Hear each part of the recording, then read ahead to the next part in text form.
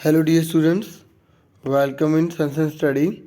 आज मैं आपको वर्कशीट नंबर 34 करवा रहा हूँ। ये सोशल साइंस की क्लास 6 की जो है ना 17 नवंबर की ये वर्कशीट है, ठीक है।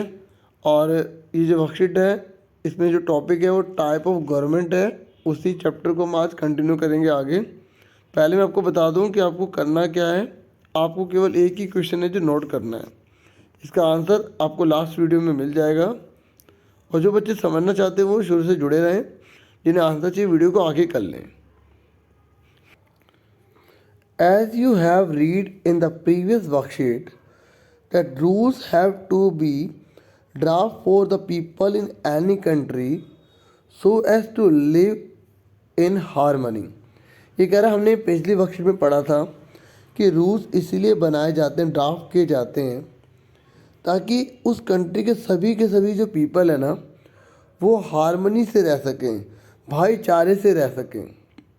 These rules are called laws. जो ये रूल्स बनाए जाते हैं इन्हीं को लॉज, कानून कहा जाता है, ठीक है। ऑफ एनी कंट्री, किसी भी देश के कानून कहलाते हैं जो रूल्स बनाए जाते हैं ताकि वो लोग उस कंट्री के बड़े आराम से, भाईचारे से रह सकें, ठीक है। Which are different in different countries. देखिए अलग अलग कंट्रीज़ के जो लॉज होते हैं वो अलग अलग होते हैं। In any country it is the responsibility of the government to make laws and get them implemented. ये कह रहा है कि किसी भी कंट्री में उस देश की सरकार की जिम्मेदारी होती है कि वहाँ पे लॉज बनाए और उसको इम्प्लीमेंट करे, उसे लागू करे, ठीक है। आगे देखिए, in a nation where the people elect their representatives leaders through elections and then elected representatives together form the government.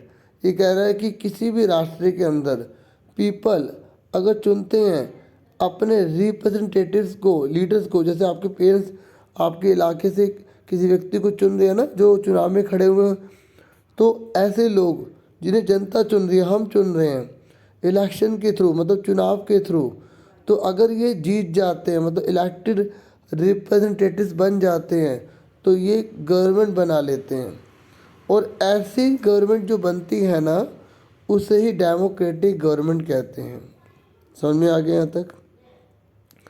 आगे कह रहे हैं द इलेक्टेड गवर्नमेंट, जो गवर्नमेंट चुनकर आई है, वर्क्स फॉर द पीपल, ये लोगों के लिए काम करती है, for a fix period of time, एक निश्चित समय के लिए, क्योंकि लोगों ने इन्हें निश्चित टाइम के लिए, एक डेफिनेट पीरियड के लिए चुना होता है, 5 ईयर्स के लिए, है ना। People can seek information, people जो है इनसे इन्फॉर्मेशन गेट कर सकते हैं, एंड आस्क क्वेश्चन, इनसे क्वेश्चन पूछ सकते हैं about the work done by the government, कि इन्होंने क्या काम किया है। अगर जनता ने इन्हें चुना तो पूछ भी सकते हैं जनता कि तुमने क्या काम किया है।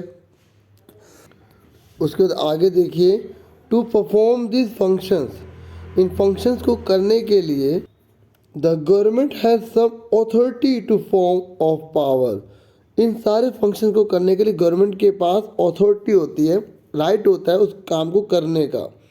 इन order to coordinate among the people of the country, ताकि देश के जितने भी सब लोग हैं उन सबके साथ तालमेल बना के रखा जा सके। The government make rules laws which are in writing, लिख लेती है रूल्स को, ताकि कल को कोई ये ना कहे कि भाई रूल्स तो था ही नहीं, ठीक है।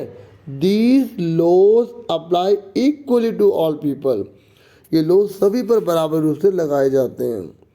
अब आगे देखिए, इसको देख कर तो आप समझ गए होंगे राजा है।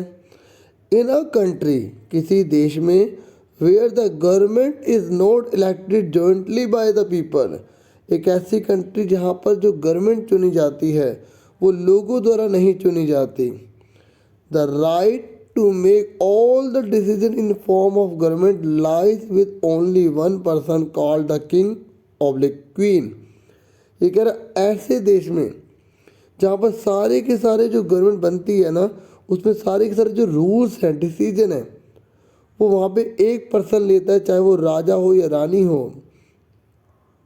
तो कह रहा है कि ऐसा क्या है, इसको क्या कहेंगे, अभी सुनिए।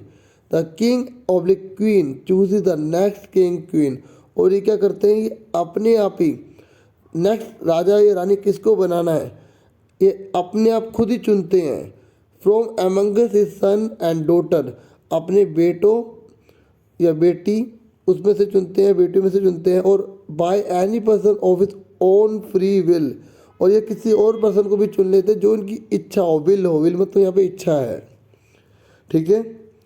The king of the queen discusses various issue with some of his trusted peoples and decides.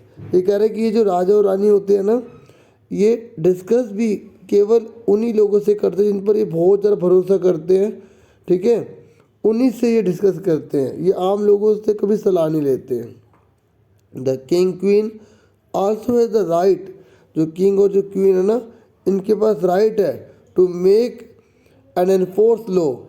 किस चीज़ का राइट है, कानून बनाने का और उसको लागू करने का। People can neither seek information NOR question about the decision taken and the actions taken by the king queen. The government of such a country is called a monarchy.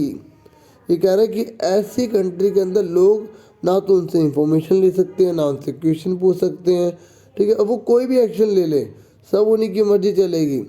ऐसी गवर्नमेंट को मोनार्की कहा जाता है।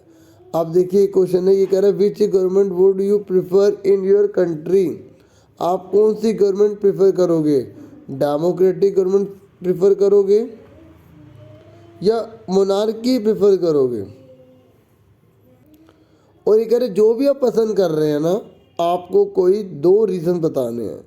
अब आप इसका answer देखिए, देखिए answer, we would like a democratic government in our country.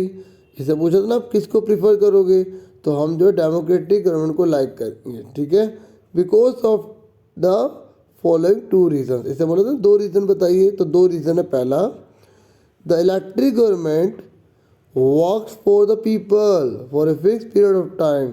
जो इलेक्टेड गवर्नमेंट होती है ना, वो लोगों के लिए काम करती हैं, ठीक है, एक निश्चित समय के लिए। फिर अगर जनता को पसंद नहीं आता तो जनता उसको चेंज कर सकती है।